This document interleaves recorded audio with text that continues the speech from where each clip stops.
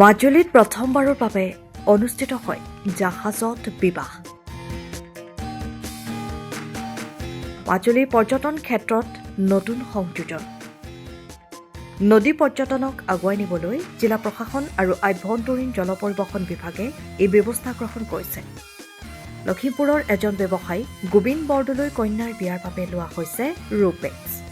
প্ৰথমবাৰৰ বাবে মাজুলীৰ ব্ৰহ্মপুত্ৰ নদীৰ বুকুত ৰোপেক্সত বিবাহ অনুষ্ঠিত হয়। সুন্দৰকৈ সজোৱা হৈছে ৰোপেক্স জাহাজখন। প্ৰশাসনে যিদৰে সহায় কৰিছে সেয়া অতুলনীয়। মানে এয়া সম্ভৱ নহয়। মোৰ এনেকুৱা লাগিছে যেন কোনোবা ৰজাৰ জীয়েকৰ বিয়া হৈছে, আৰু মই নিজকে ৰজাৰ জীয়েক বুলিয়ে ভাবো, যিহেতু মই মোৰ দেউতাক ৰজা বুলিয়ে ভাবো। দেউতাই নিজৰ সামৰ্থ্য অনুযায়ী দেউতাই মোক কৈছিলে যে দেউতাই হেনো মোৰ বিয়াখনত বহুত ধাৰ কৰিব বিচাৰিছে, ইমান ধাৰ কৰিব বিচাৰিছে যে মই যোৱাৰ পাছত মোৰ অভাৱ অনুভৱ নহয়, আৰু অকল দেউতাই কষ্টই কৰে যাতে ধাৰখিনি মাৰিব পাৰে। সেয়ে মই দেখিছো দেউতাই বহুত কষ্ট কৰিছে, কিন্তু বিয়াখনৰ লগতে দেউতাই এইটো খুব চেষ্টা কৰিছে যে আমাৰ অসমীয়া সংস্কৃতিটো আমি ইয়াত অকমান হলেও দাঙি ধৰিব পাৰো। আমাৰো ভুল হ'ব, কাৰণ আমি দেখি নাথাকো আজিকালি ৱেষ্টাৰ্ণ কালচাৰবোৰ মানুহে বেছি লৈছে। হল্দি মেহেন্দিৰ পৰা ধৰি লৈ সংগীত কিবা কিবি মই ভালকে নাজানো বাৰু, কিন্তু মই ইয়াত ভাবিছো আমি ইয়াত এনেকুৱা চেষ্টা কৰিছো যে আমি যিমান পাৰো অসমীয়া মানুহ হিচাপে বাহিৰৰ মানুহক দেখাব পাৰো। আমাৰ অসমতে মাৰোৱাৰী সকল আছে, বিহাৰী সকল আছে, অন্যান্য মানুহ আছে, তেওঁলোকে আমাৰ কালচাৰটো ভালকে নাজানে, যিহেতু আমিয়ে সংগীত আজিকালি মেহেন্দি পাতো। সেয়েহে আমি আমাৰ এই বিয়াখনৰ জৰিয়তে দেখাব বিচাৰিছো যে আচলতে অসমীয়া বিয়াৰ ৰীতি নীতি কিমান মধুৰ আৰু কিমান গুৰুত্বপূৰ্ণ হ'ব পাৰে, আৰু এয়া আচলতে আমিয়ে নহয়, আমি এয়া বিচাৰিছো যে অকল অসমীয়া মানুহে অসমীয়া সংস্কৃতিত বিয়া নাপাতক, বাহিৰৰ সংস্কৃতিৰ মানুহেও আহি পেলাই আমাৰ অসমীয়া কালচাৰটো এডাপ্ট কৰক। সেয়াই আমাৰ মূল কথা, আৰু তাৰ মাজতে আজি মই বিয়া হবলৈ ওলাইছো। সেয়েহে পৰিয়ালৰ তেজৰ সকলো মানুহ আহিছে, যিসকল আহিব পৰা নাই, যিসকলে চাই আছে, মই বিচাৰো যে মোক আৰু সকলোকে আশীৰ্বাদ কৰক যাতে আহিবলগীয়া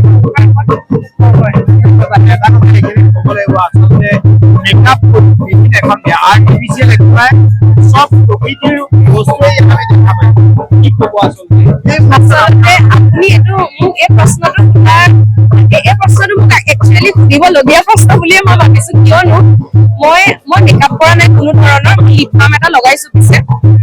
কিন্তু মই মেকআপ কি কাৰণে কৰা নাই মই এইটো কৈছো যে দেউতাই বহুত খৰচ পাতি কৰিছে। মেকআপ আৰ্টিষ্ট এগৰাকী মই পাৰো এফৰ্ড কৰিবলৈ, কিন্তু মই এইটো বুজাব বিচাৰিছো মেকআপ নকৰাকে আমি মানুহ ধুনীয়া হ'ব পাৰো। মই বহুত বেছি ধুনীয়া নহয় যদিও মই মেকআপ কৰিলেহে নিজক বেয়া দেখো।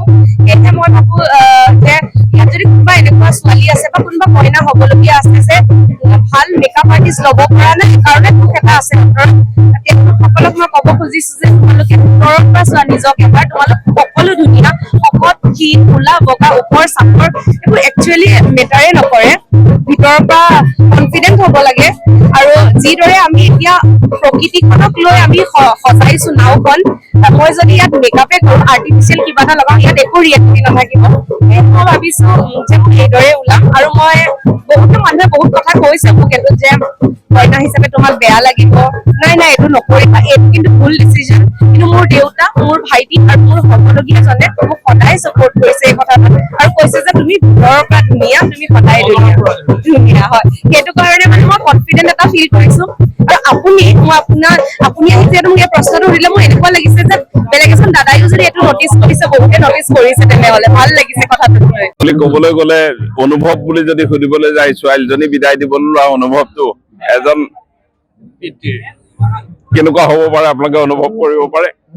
সুখ মই পাইছো, এইটো কাৰণে পাইছো যে ছোৱালীজনীক মই এনে এটুকুৰা ঠাই বিচাৰিছিলো, তাই বিচৰাৰ দৰে তাই কৈছিলে দেউতা অসমীয়া সংস্কৃতি জীয়াই ৰখাকে ব্যৱস্থা কৰা লাগে, 10জন মানুহেই মাতা, কিন্তু সংস্কৃতিখিনিয়ে যাতে জীয়াই থাকে, তাই সেইটো হেঁপাহ আছিল।